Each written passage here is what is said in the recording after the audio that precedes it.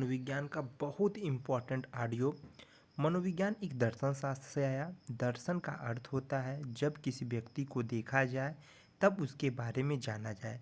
मनोविज्ञान में सबसे पहले आत्मा आया, मन आया, चिंतन आया और उसके बाद आपका व्यवहार आया।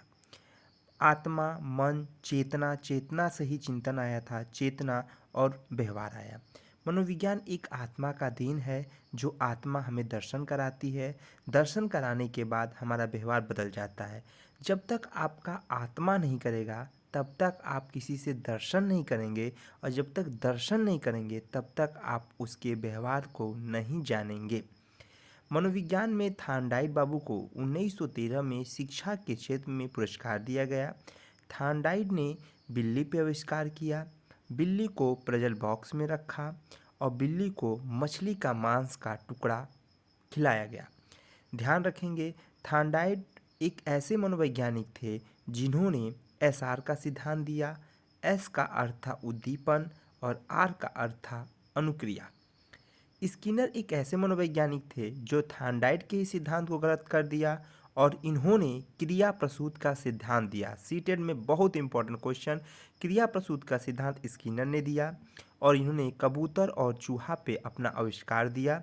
इन्होंने कहा पहले क्या होता है, तो पहले क्रिया होता है, बाद में उद्दीपन होता है।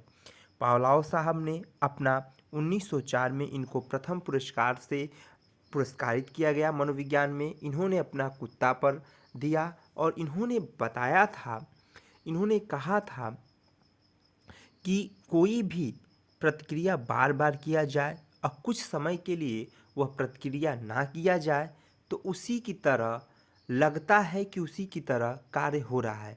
जैसे आपकी मोबाइल बार बार बजती रहे और कुछ समय के लिए ना बजे तब भी आपको लगता है कि वह बज रही है। वह जब भी घंटी बजाते थे कुत्ते को खाना देते थे। एक दिन उन्होंने क्या किया, घंटी बजाया लेकिन कुत्ते को खाना नहीं दिया और कुत्ते का लार आने लगा। तो इनका कहने का अर्थ था बार बार स्वाभाविक क्रिया किया जाए और कुछ समय के लिए वो स्वाभाविक क्रिया को रोक दिया जाए और वो ना किया जाए तब भी स्वाभाविक की तरह कार्य करता है। कुत्ते का खाना देख के लार आना स्वाभाविक है, लेकिन बस घंटी बजा देना और लार आ जाना अस्वाभाविक क्रिया है। कोहलर ने अपना चिंपैंजी पे सिद्धांत दिया और उसका नाम था सुल्तान। इन्होंने सुल्तान को केला दे के अपना सिद्धांत दिया था। इतना ही सीटेट में पूछेगा, 1912 में दिया था। मनोविज्ञान में चोमस्की ने भाषा विकास का सिद्धांत दिया और चोमस्की ने बताया कि भाषा के ही द्वारा बालक का, समाज का विकास होता है। संज्ञानात्मक विकास का सिद्धांत जीन पियाजे ने दिया और जीन पियाजे ने 4 अवस्था बताया, 0 से 2, 2 से 7, 7 से 11, 11 से ऊपर। जो भी पार्ट है बहुत इंपॉर्टेंट है। ऑडियो है 10 मिनट 12 मिनट का रहेगा। अब बहुत इंपॉर्टेंट, आप लोग सभी लोग सुने और दूसरे को भी शेयर करें, लाइक करें, शेयर करें, सब्सक्राइब करें। 0 से 2 अवस्था को संवेदी प्रेरक अवस्था या इंद्रगामी अवस्था कहा गया, जहाँ पे बच्चा अपनी ज्ञानेंद्रियों के द्वारा ज्ञान उत्पन्न करता है। यहाँ पे बच्चा साबुन को मुंह में रखता है और झूले से गिर जाता है, खिलौने को मुंह में रखता है, ये पहली अवस्था। 2 से 7 अवस्था बच्चा देखता है लेकिन जान नहीं पाता है कौन सजीव है कौन निर्जीव है, ये दूसरी अवस्था है। तीसरी अवस्था जहाँ बच्चा देखता है और देख के जान जाता है कि यह अच्छा है, यह तीसरी अवस्था।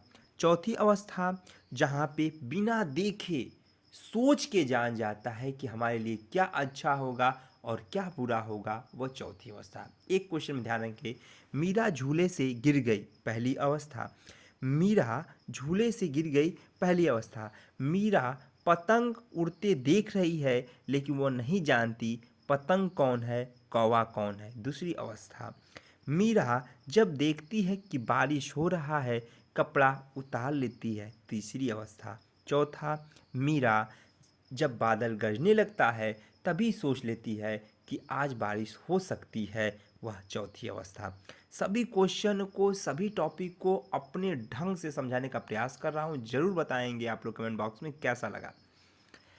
मनोविज्ञान में नैतिक विकास का सिद्धांत कोहलबर्ग ने दिया। पूर्व परंपरागत, परंपरागत, उत्तर परंपरागत। पूर्व को 4 से 10, परंपरा